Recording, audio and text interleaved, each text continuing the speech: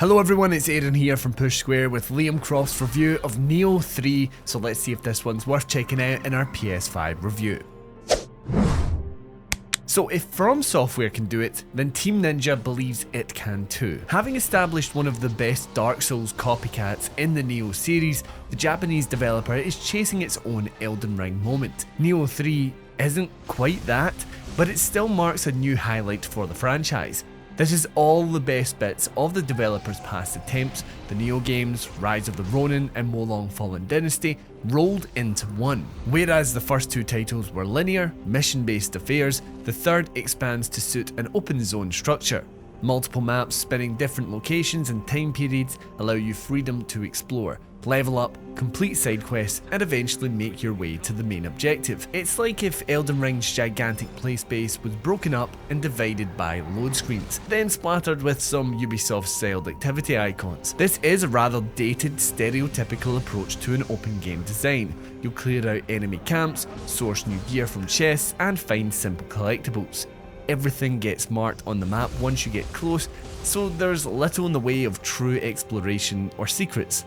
Still, this is an evolution of the Nioh formula that works. The hardcore action the franchise has become known for is elevated by the basic distractions, providing new ways to test your skills or improve your build. Some maps are open stretches of fields with villages and settlements to break them up, while others provide proper built-up areas that'll have you weaving in and out of streets, houses and enemy bases. There's also an overall theme to each zone, with one gripped by a freezing winter while another is crumbling away into the earth. These maps are broken up by smaller linear levels that progress the story, pleasing those who loved the design of the first two installments. However, you cannot return to them, so Nioh 3 and its longevity live or die on these larger zones. While lacking originality, it just about thrives. The game has the same hook as Elden Ring, just on a smaller scale. If you're stuck, simply go somewhere else and return later, leveled up. Side quests and optional activities supply ways to upgrade your character, and thanks to the trademark Nioh loot system, you'll constantly be earning better weapons and armour. Nothing about the game's structural stretch is particularly original. Modern Souls-likes have all adopted this model, and the side activities do little to stand out.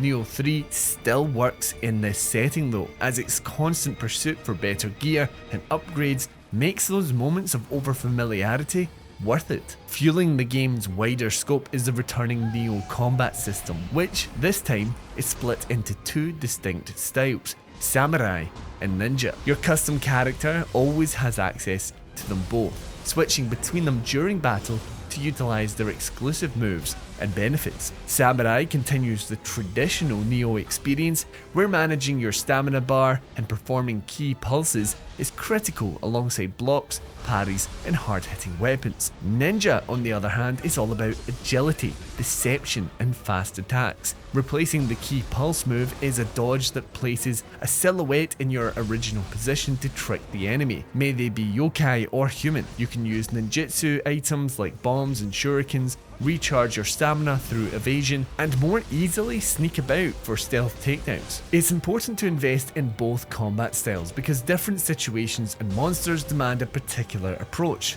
With skill trees tied to the two combat styles and every weapon type in the game, there's a serious amount of depth and to explore as a whole. You can still get by focusing on one, but to do so would essentially deny you half the combat system. There's just that much to it. With a guardian spirit to flesh out your build with magical skills and a temporary ultimate state called a living artifact, the title goes beyond standard sword swipes and hammer stomps to delight with a variety of abilities and attacks. By improving upon the past two entries in other Team Ninja titles, Nioh 3 is the culmination of nearly a decade of work. You'll struggle to find better melee action all year. It is also the most approachable the series has ever been. The general difficulty of Nioh 3 feels a touch below its predecessors.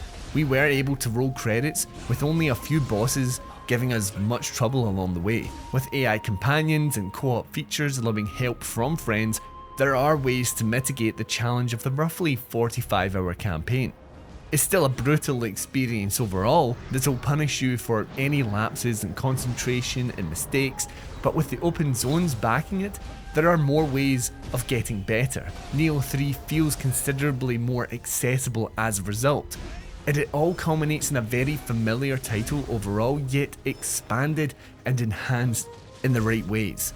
The intense action that's got the Nioh series to a third entry remains the highlight, and its bigger maps deliver more ways to engage with it.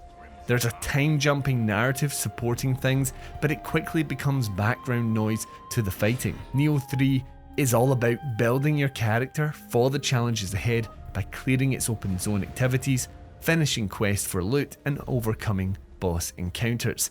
The action is the point, and that's where it's at its best. The game is mostly fit for purpose at launch when we're talking performance wise, though patches after the fact will need to address glaring frame rate drops, even on the PS5 Pro in performance mode, which is the footage you're watching here today. Especially when the screen is crowded with enemies, Nioh 3 suffers from hitches and a stuttery frame rate. It's far from smooth, even when simply running around the environment. Nioh 3 takes all of the best bits from Team Ninja's previous efforts to form its greatest action experience in a very long time. Its new open zone maps provide more ways than ever to engage with its sublime, intense combat system, even if the activities themselves are entirely unoriginal. This is a familiar feeling title for a fanbase that knows what it wants, for few franchises do hardcore action better. Nioh 3 is its latest triumph. We're giving the game an 8 out of 10.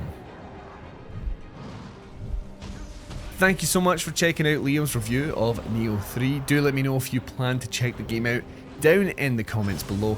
And while you're there, if you enjoyed the video, consider leaving a like. I really do appreciate it. And even better, subscribe to the channel if you want to see more PlayStation specific content just like this. Anyway, thank you so much for stopping by. That's it from me today. So until next time, I've been Aaron, and this has been Push Square.